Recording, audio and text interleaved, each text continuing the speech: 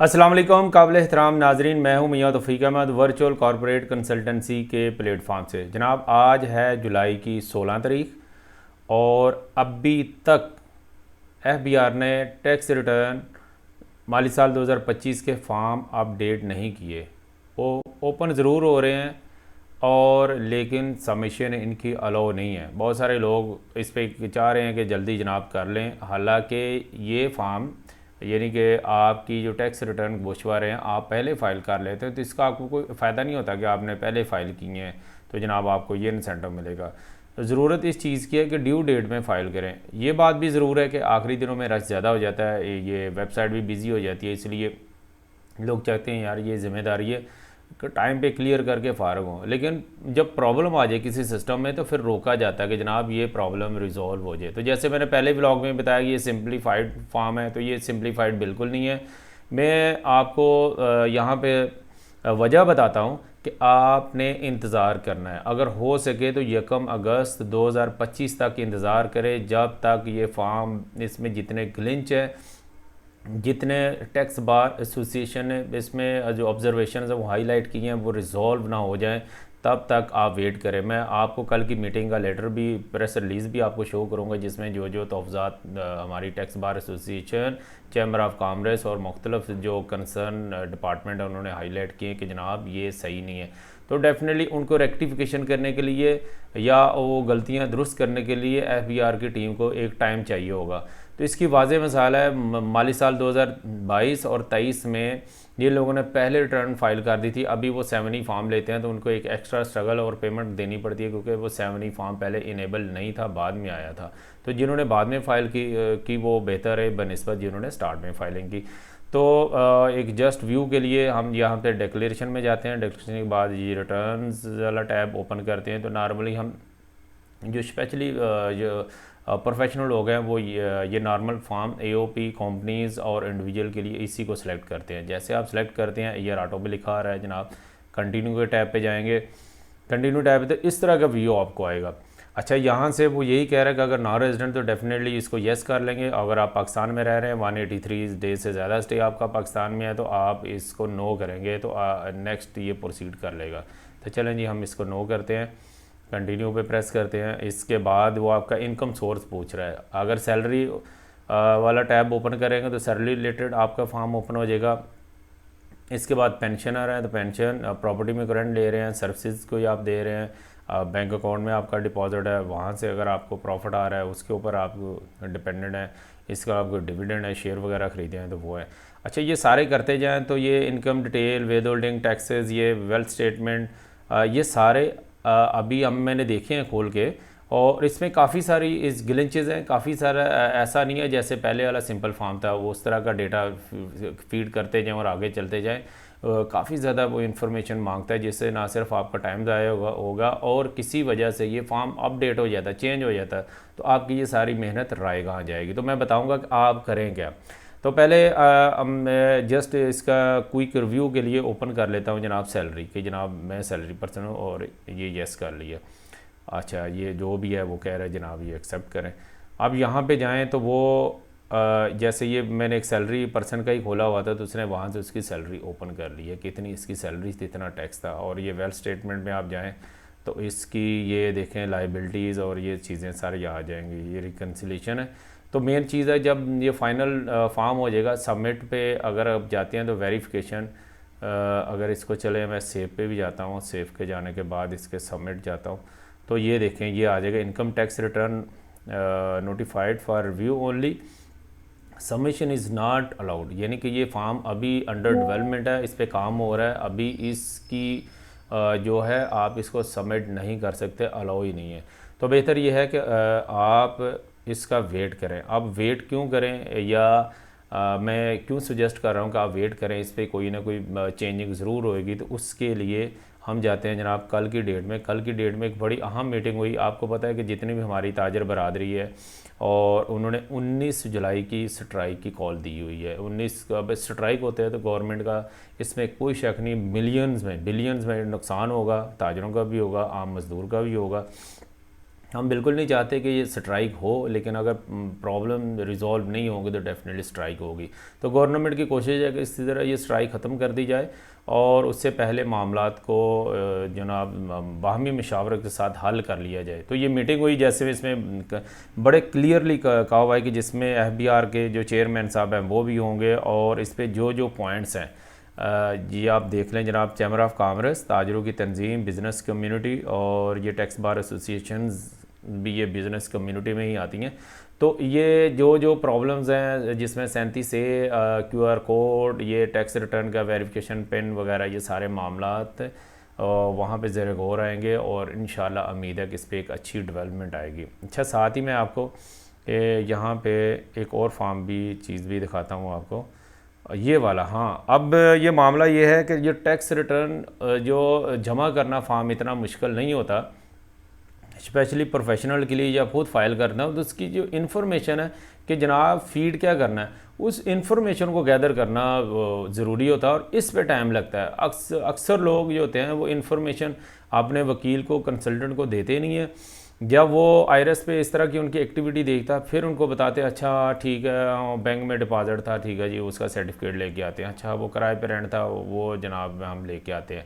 तो वो ढूंढते ढूंढते टाइम उनका भी ज़ाया होता है और आपके कंसल्टेंट का भी टाइम बहुत ज़ाया होता है। तो ये मैंने जो अहम पॉइंट है जो अपने हम क्लाइंट्स को भी लिखते हैं वो यहाँ पे लिखे हैं। तो आप बराए मेहरबानी पहले ये चीज़ें अपने पास पूरी करें, इसको राइट अप पे ले आएँ, जो इसके डॉक्यूमेंट्स की चीज़ें वो ले आएँ। ये जर्नल है, एक बिज़नेस की रिक्वायरमेंट है कि जनाब सबसे पहले आपके जितने भी बैंक अकाउंट है इनका 30 जून का बैंक बैलेंस ले लें, और जो आपके बैंक यूज़ करते हैं आप, ठीक है, उनकी बैंक स्टेटमेंट निकलवा लें। और बैंक स्टेटमेंट का दुरानिया क्या है, अक्सर लोग ये करते हैं 1 जुलाई से जनाब 31 दिसंबर तक की ले आते हैं। तो ये नहीं होती, बैंक स्टेटमेंट माली साल की होती है जो कि 1 जुलाई 2024 से लेकर 30 जून 2025 तक की हो। ये बैंक स्टेटमेंट आप अपने बैंक से ले जाके यूटिलिटी बिल जितने भी हैं, गैस है, इलेक्ट्रिक है, इसका जून का बिल आप ले लें तो वो उसमें टोटल टैक्स जो कंसल्टेंट लोग हैं वो निकाल लेते हैं कि पूरा साल में कितनी बिलिंग थी और कितना टैक्स था, वो ऐप पे जाके निकल आता है। जैसे लेस्को है, इसके अलावा गेपको है, बड़ी बड़ी कंपनीज़ हैं। अच्छा, ये details of receiving like rent, हाँ जी बिल्कुल, अगर आपकी कोई रेंटल प्रॉपर्टी है तो उसका कितना आपने रेंट लिया है, कितनी जनाब कमीशन ली है, अगर कहीं से कमीशन ले रहे हैं तो उसकी आपने डिटेल गैदर करनी है, इकट्ठी करनी है, लिख लेनी है, या उसका डॉक्यूमेंटेड सबूत है वो आपने हासिल कर लेना है ताकि अपने कंसल्टेंट को दे। अच्छा, प्रॉफिट स्टेटमेंट देखें, अगर तो थोड़ा बहुत प्रॉफिट है तो वो आपकी बैंक स्टेटमेंट में ही शो हो जाएगा, लेकिन अगर आपकी को अच्छी अमाउंट है, आपका अच्छा प्रॉफिट है, लाइक 5 लाख से ज़्यादा है, तो आप क्या करें कि बैंक में जाएं और उनसे प्रॉफिट स्टेटमेंट मिल जाती है। वो अलग एक सर्टिफिकेट टाइप होगा जिसमें टोटल पूरे साल का प्रॉफिट होगा और उस पर कितना टैक्स आपका डिटेक्ट हुआ है वो भी लिखा होगा। तो ये आप सर्टिफिकेट लगे लें अगर आपने एक सफिशेंट अमाउंट जमा कराई हुई है। अच्छा, अगर आप सैलरी पर्सन हैं तो इसमें आप एक चीज़ आपके लिए क्या होगा कि 30 जून की आप 2025 की पे स्लिप लेनी है। हम लोग तो मैक्सिमम उसी से जो टोटल टैक्स आ रहा है उसके इनकम भी कैलकुलेट कर लेते हैं, लेकिन अगर आप साथ टैक्स डिडक्शन सर्टिफिकेट IT48 है वो भी ले लें तो ये एक और अथेंटिक प्रूफ होगा कि आपकी पूरे साल में टोटल सैलरी कितनी थी और उसमें टैक्स कितना डिटेक्ट हुआ है। ये IT48 मुख्तलिफ डिपार्टमेंट है उनके ईमेल के थ्रू भी मिल जाता है, नहीं तो आपके HR ऑफिस या पे ऑफिस जो होता है जो आपको पे जारी करता है आप उनसे भी ले सकते हैं। अगर आप पाकिस्तान से बाहर जॉब करते हैं या अपना बिज़नेस है तो वहाँ पे आप जनाब कोई प्रूफ है, अगर तो जॉब करते हैं तो आपको कोई सैलरी स्लिप को ऐसे ही या आपके बैंक अकाउंट में वो जो सैलरी आती है वही प्रूफ है कि पर मंथ इतनी और साल कितनी बन गई, ये आपकी होगी इनकम। इसके बाद ये होता है कि ज़रूरी नहीं आप वहाँ पे फ़र्ज़ करें पूरे साल में 45 लाख कमा रहे तो 45 का 45 भेज दें, आपके वहाँ पे अखराजात भी होंगे, वहाँ पे मे भी आपको सेविंग कर रहे हो, तो जो जितने पैसे आपने पाकिस्तान भेजे हैं वो रेमिटेड कहलाएगा। तो बेहतर ये है, बल्कि कोशिश करें कि जो रेमिटेंस है आप अपने अकाउंट के थ्रू अपने जो फैमिली मेम्बर्स हैं उनके अकाउंट में भेजा करें, या फिर कम से कम वेस्टर्न यूनियन या ये 3-4 जो सर्विसेज हैं जो लाइक बैंकिंग की हैं उनके थ्रू भेजा करें, ताकि आपके पास एक दस्तावेजी सबूत हो कि ये मैं था और यहाँ से मैंने पैसे फ़लाँ बंदे को भेजे हैं। क्योंकि बहुत सारे ऑडिट्स आते हैं नॉन रेजिडेंट के मतलब होते हैं कि उनके फैमिली, फ़र्ज़ कर उनकी वाइफ है या उनके वालिद साहब है, उन्होंने इधर प्रॉपर्टी ख़रीदी महंगी 10 मिलियन की प्रॉपर्टी ले ली किसी शहर में, तो वो ज़ाहिर है IBR के पास तो ऐसा कोई रिकॉर्ड नहीं कि ये मिस फ़लाँ ने ये प्रॉपर्टी बाई की है, तो उनके लिए तो एक होगा कि ये फ़र्द वाद है, ये ऐसी प्रॉपर्टी कैसी ख़रीद ली। ऑडिट आ जाता है जनाब 1111 का कि आप एविडेंस दें कि ये प्रॉपर्टी आपने कैसे बाई की। और सोने पे सुहागा ये होता है कि वो टैक्स बचाने के लिए ये इंडिविजुअल्स होते हैं जो बाहर लोग होते हैं, उनके फैमिली शॉर्टकट कचहरी में फाइलर हो जाते हैं और उनकी कोई वहाँ पे कचहरी में ये पूछना तक भी गवारा नहीं किया जाता। हमारे आम ट्रेंड है कि भाई ये आपको पैसे कहाँ से आए, क्या मामला आते हैं, क्योंकि वो शॉर्टकट में सस्ती जी फाइलर हुए होते हैं। अच्छा, जब वो मामला ज़ाहिर है किसी कंसल्टेंट के पास आएगा तो वो फिर सबूत लगाना पड़ता है कि जनाब इन्होंने प्रॉपर्टी बाई की है, इनके हस्बैंड, इनके भाई या इनके खामद जो भी उनके रिलेटिव हैं, जो इनका रिश्ता है वो फ़लाँ हैं और बाहर से वो इनको रेमिटेंस भेज रहे हैं, उन पैसों से इन्होंने ये प्रॉपर्टी ख़रीदी है और इनकी ये फैमिली प्रॉपर्टी है। अच्छा, अगर तो वो पैसे उनको, ठीक है, मैं मिसाल देता हूँ कि मिस समीना साहब हैं, ठीक है, नाम है जिन्होंने प्रॉपर्टी बाई की, जिनको ऑडिट आया, उनके खामद ने या उनके बेटों ने बाहर से भेजी या उनके अकाउंट में, तो वो बड़ा ज़बरदस्त प्रूफ है। वो बैंक स्टेटमेंट साथ ले लें या अपना बैंक में मुतलका भेजें, एक सर्टिफिकेट भी मिलता है, वो सर्टिफिकेट साथ लगा दें, तो ये मामला बड़ा आसान तरीके से पहले डे 1 में ही क्लोज़ हो जाता है। या फिर ये वेस्टर्न यूनियन के थ्रू आती है तो वो रसीद भी साथ, ज़ाहिर है वो जो पैसे भेजते हैं उनके पास भी एक स्लिप होती है और जो यहाँ से रिसीव करता है पाकिस्तान में उसके पास भी एक स्लिप बोलती है, तो वो प्रूफ भी बड़ा ज़बरदस्त है, वो साथ लगा देते मामला क्लोज़ हो जाता है। लेकिन बदकिस्मती से ये जो पैसे थे 10 मिलियन, मैंने एक एग्जांपल दिया, मिस समीना साहब के फैमिली मेम्बर ने बाहर से भेजे, वो हुंडी के ज़रिए भेजे, तो जनाब ये मामला फिर रिकवर नहीं होता, फिर बड़े पैसे लगते हैं, बड़ी ख्वारी होती है, खाम खा की बात होती है, फिर लोग वो कह भी रहे होते हैं जनाब IBR ये कर रहा है वो कर रहा है। तो आप इस तरह की बिल्कुल गलती ना करें, ये थोड़े से पैसों की बचत के लिए इस तरह के काम ना करें, हुंडी के ज़रिए पैसे बाहर से ना भेजें। अगर आप खुद या आपके फैमिली मेम्बर प्रॉपर्टी ख़रीद रहे हैं, ठीक है, नॉर्मल ख़र्चों के लिए वो पैसे अगर आपके यूज़ हो जाते हैं तो हुंडी क्या, दोस्त अहबाब किसी के थ्रू भेज दें, उसका मामला नहीं आता।